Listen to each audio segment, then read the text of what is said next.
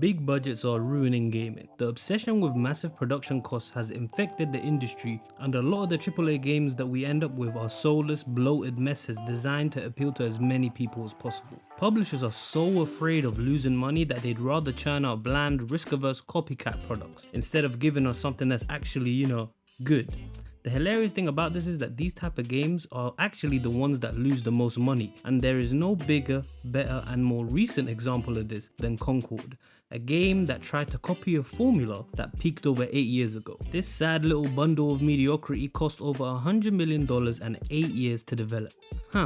Copying an 8-year-old game took 8 years to develop. It's almost as if the entire development team was put in solitary like that one Japanese game show and forced to work on this shit for years. The gaming landscape has changed massively since 2016, with the rise and partial fall of battle royales as well as massive growth of free-to-play games. Concord is honestly kinda like a time capsule. As quite possibly the biggest flop gaming has ever seen, it hopefully can be solidified in history as a reminder that money isn't fucking everything. With these bloated budgets, studios think that they have to make the safest, most generic choices ever. Creativity gets smothered under layers of corporate bureaucracy because when you're spending 100-200 million on a game, you'd better be damn sure that it's going to appeal to everyone, whether they want it or not. Writing, storytelling, game mechanics, all of that gets watered down into a stale, inoffensive soup. In trying to please everyone, these games end up pleasing no one. Let's go back to a simpler time, 2009, when Uncharted 2 Among Thieves came out. It was the kind of game that felt like it could only be made by people who genuinely loved making games. This wasn't just some product designed to hit sales targets and fit into some live service timeline. No, Uncharted 2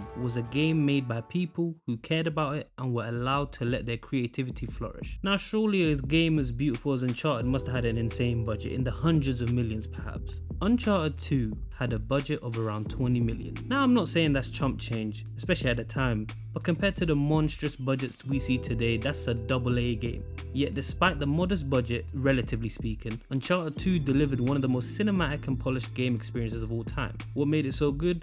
Let's start with the voice acting and characters. Nolan North's performance as Nathan Drake wasn't just good, it was iconic. The banter between him and Elena was sharp, witty, and genuinely funny. The characters were likable, the chemistry felt real. The game took time to develop its characters, giving them room to breathe and evolve over the course of the story. It wasn't just about explosions and set pieces, even though there were plenty of those. It was about making you care about the characters so that when you are in those set pieces, you are invested. And then let's talk about them action set pieces. Whether it was the sequence of the collapsing building later on in the game, or the famous train scene, or climbing out of the train scene earlier on in the game, not knowing why Nathan Drake got shot, they were seamlessly integrated into the gameplay, creating moments that were both exciting to watch, satisfying to play, and intriguing from a story standpoint.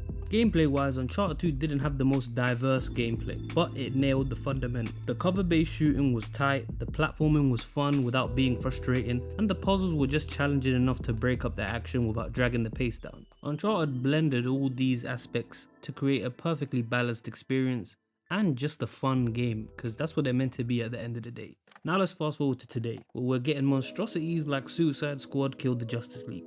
This game had a budget of around 200 million. 200 million. That's around 10 times the budget of Uncharted 2. So by that logic, we should get a game that's 10 times better, right? Maybe not even 10 times, let's just say 5 times better. Or even on par with Uncharted 2. Of course not. In fact, it wasn't even half as good. What do we get for a $200 million game? Bland, generic gameplay that feels like it was ripped straight out of the 2010s. There's nothing innovative or interesting about it. The combat feels clunky and repetitive. The character abilities feel half-baked, and instead of feeling like you're in control of a unique superhero squad, you're stuck mashing buttons in what feels like a poorly optimized action RPG.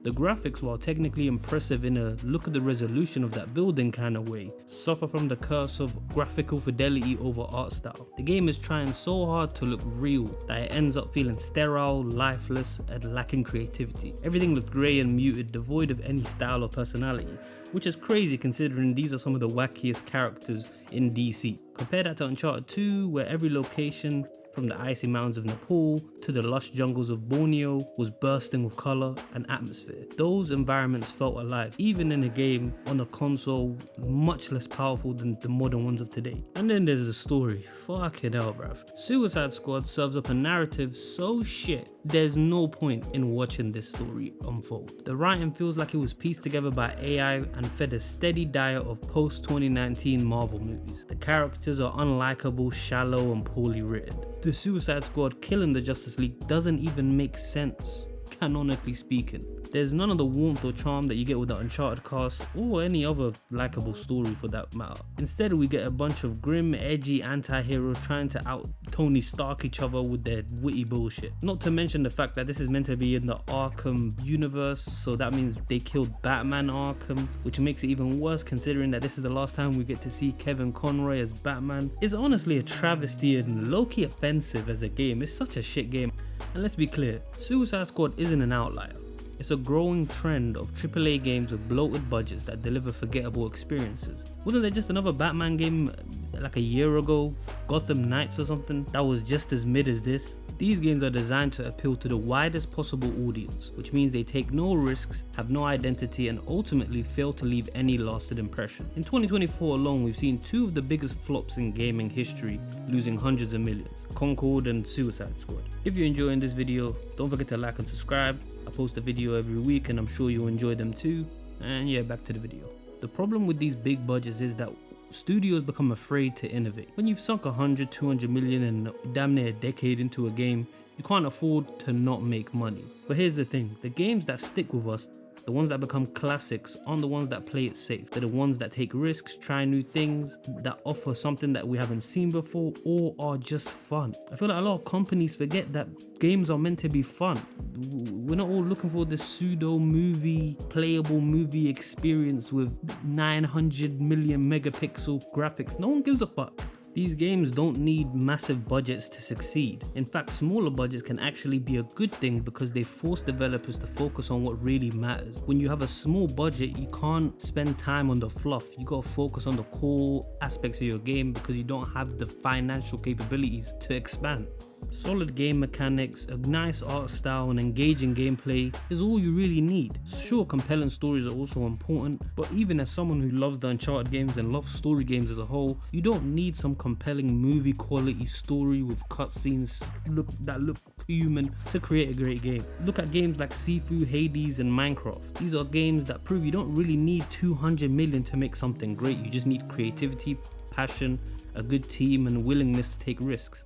First up, we have Sifu. Here's a game that knows exactly what it wants to be, a stylish, brutal martial arts beat 'em up that puts gameplay first. Sure, it has a story and it is somewhat interesting in like a 90s, 80s kung fu movie type of way, but it doesn't try to appeal to everyone. If you don't like kung fu or fighting or combat games in general, you probably won't like this game. It doesn't have microtransactions or a bloated open world filled with pointless side quests. Spider-Man 2.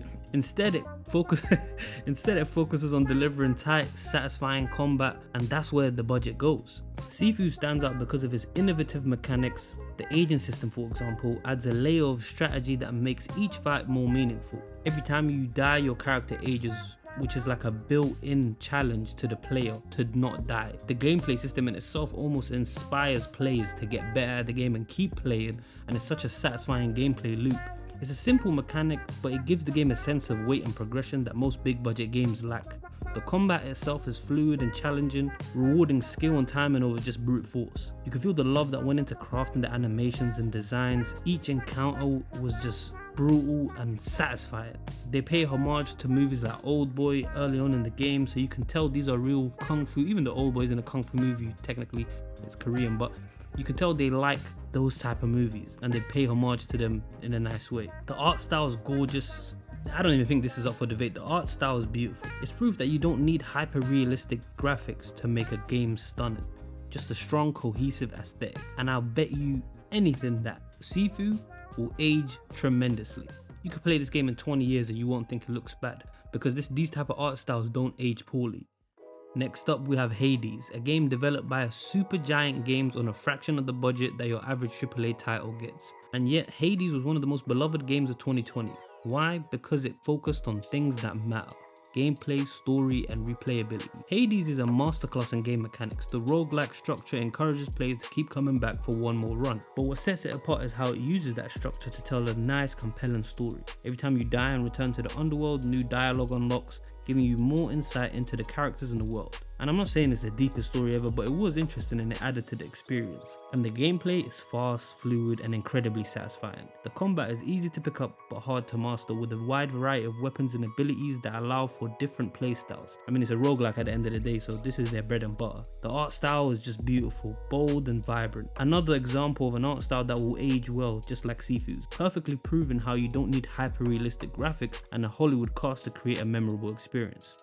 Next we have Minecraft. Now I know it's hard to think of Minecraft as some small indie game today, but when it first came out, it was an indie game. Probably the quintessential indie game, since it was developed by one person. And let's be real, Minecraft is proof that you don't need a big budget to become a global phenomenon. This might be the example of the point I'm making here. What made Minecraft so successful? It wasn't flashy graphics or massive marketing campaigns or a deep, riveting story with insane graphics. It was the simplicity of its mechanics and the freedom it gave players to create and explore. The game's blocky, minimalist art style became iconic because it wasn't about how the game looked, but how it played. It was all about creativity, exploration, and survival. And the core gameplay loop is what kept people coming back. If you just wanted a sandbox to create shit in, create your own world, Minecraft was the game for you. And there weren't that many games that were offering this back in the day, especially even the open world games. They didn't give you this level of freedom. It's pretty much the antithesis of the big budget risk-averse games we see today. A game that became great, not by playing it safe, but literally doing its own thing, by giving all the power and possibility to the player. So what's the common thread here? It's all about game mechanics and gameplay. Great games aren't great because of their budgets. They're great because of how they play, how fun they are. Game mechanics are the foundation upon which everything else is built. If your mechanics are solid, you can create something truly special, even with limited resources. But if your mechanics are weak, no amount of money can save you. In Sifu, it took tight combat and an aging system that kept you hooked. In Hades, it was the marriage of the story and the roguelike mechanics that made the game so addictive. And in Minecraft, it's the simple yet deep mechanics of building, crafting, and surviving that made it into a cultural phenomenon. Meanwhile, in these big budget AAA disasters like Concord and Suicide Squad, the mechanics are an afterthought. So for the publishers, please stop convincing yourselves that bigger is always better. Boring games with ridiculous live service timelines and bloated budgets aren't ever gonna work. And that's not just for games. Anime and manga that have bloated stories can be dragged down by them. Click here to find out if One Piece is one of them.